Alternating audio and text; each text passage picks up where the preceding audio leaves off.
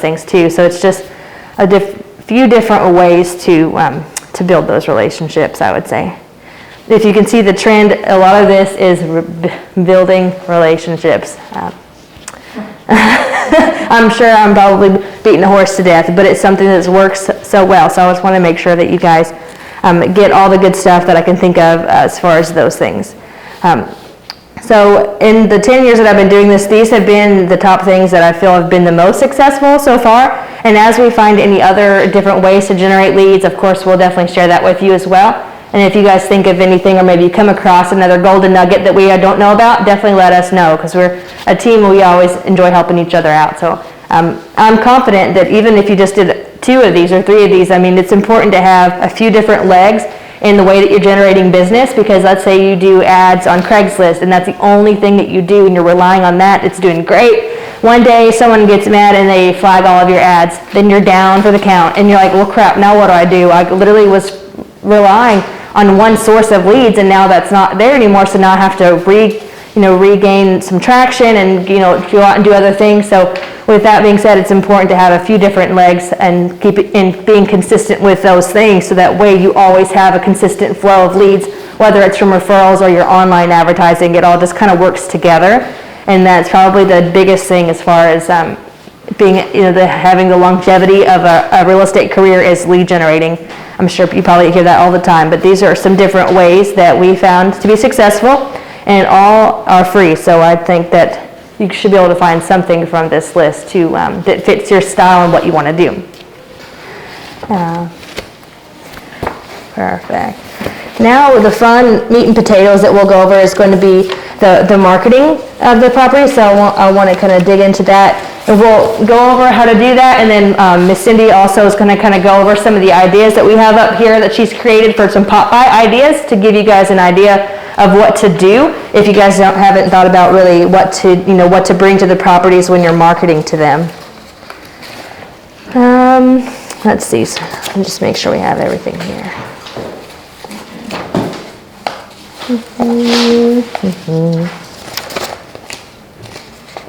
Okay. So one of the things that we created for this class was a spreadsheet for the properties that you go marketing to. And so what we're going to do in your homework, we have for each of you guys to create a list of 25 apartment communities that you can commit to visiting at least once a month. And I think we thought that 25 wasn't too much, but it's enough to kind of get you going.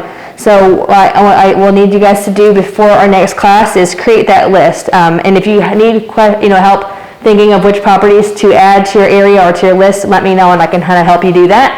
And then the spreadsheet that we created is going to have has a tab for each of you guys. And so once you get your list, let's go ahead and add them to the spreadsheet, so that way we can make sure that everyone's going to different communities and there's not any overlap. So I thought that would be helpful, so everyone can see the data, so that way you guys can know to where to go and where not to go, I guess, per se, because there's thousands of apartments out there, so there should be plenty. Yes. So will they just, once they put the information in, they need to type in the community to see if no one else is doing it? Is that how you do it? Mm-hmm. So once you put it in, then we can, once everyone, there should be a way to search it. It's in Google Docs or Google Sheets. So you should be able to do Control F to see if that community is on there already. And if not, I can certainly kind of help walk you through that, or we can cross-reference to make sure that there's not any overlap. I have a local question. Mm-hmm. What's used to pick a specific area and stay within a certain number of miles, or can you kind of scatter out where you where you want it? So you can really do any area that you want. Just keep in mind you want to make it something that you can easily obtain and do. For me, I live out in the middle of nowhere, but when I started, I did a lot in the Addison and Carrollton area. Even though that wasn't near where I lived, I got a lot of leads that way. So I started there, and then I kind of gravitated, because some people moved over to Forest Lane in Dallas, so I kind of gravitated over there.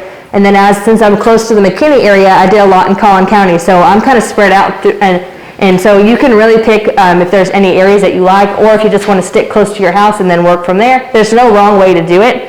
It's just a matter of picking ones that you know that you can get to every month. Because if you're in Dallas, but you say, okay, I really want to market to Fort Worth and it's not something that's easily for you to get to, then it's going to be harder for you to commit to doing that, and you'll find reasons to like, oh, I'll do that tomorrow, and then you never make it. I know that because that's happened to me before, so it's true. It's like, so you want to make it something that you can definitely achieve, and so we'll add that to our spreadsheet. The thing here we talked about is establishing a budget for your marketing supplies, because we have your business cards. That's important to have. We find that whenever you're going, especially in the initial few times that you're visiting, you definitely want to bring them something, and it doesn't have to be anything huge.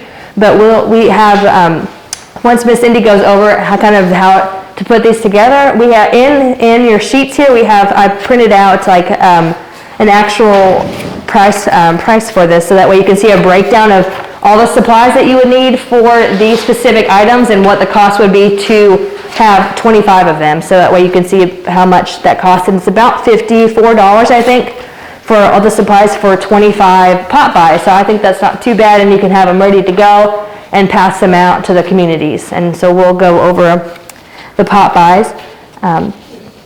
And on Pinterest, that's really been a great way to find other ideas. If you've done marketing for a while and you've kind of ran out of ideas and you're like, what can I do differently?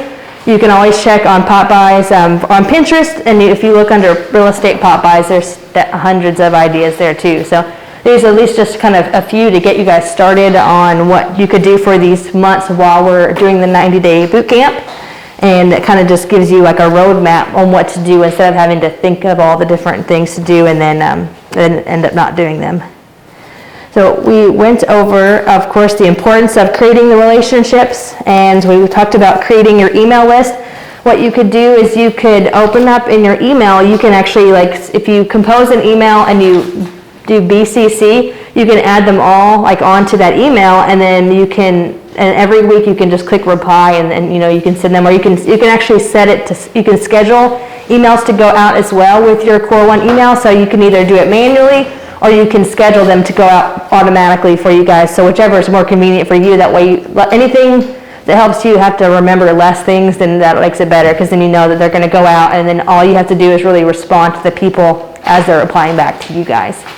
So that's been a really big help for me.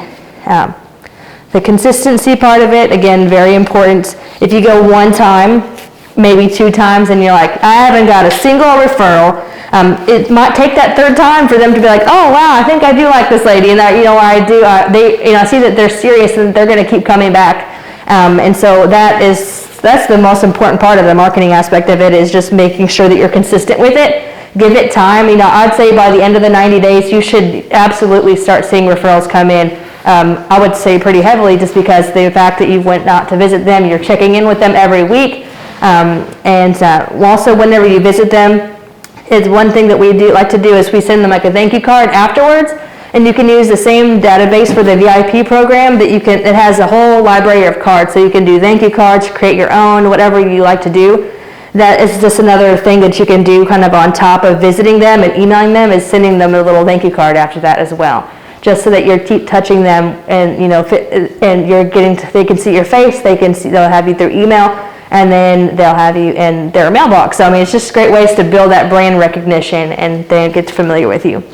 There's one community that I market to that I hadn't been to in quite some time, and when I went last, they had one of my cards that I sent them on their desk. It was really cool to see that it was there, and I had my little mask on, and they recognized me even though I hadn't been out there in a long time. They knew me because I had my picture on the card, so it's kind of cool. They're like, hey, I have your card right there. So that was kind of cool to see that also works too. So all right, I have the next on our list is the demonstration of the pot buy idea. So if you guys will help me bring out Miss Cindy.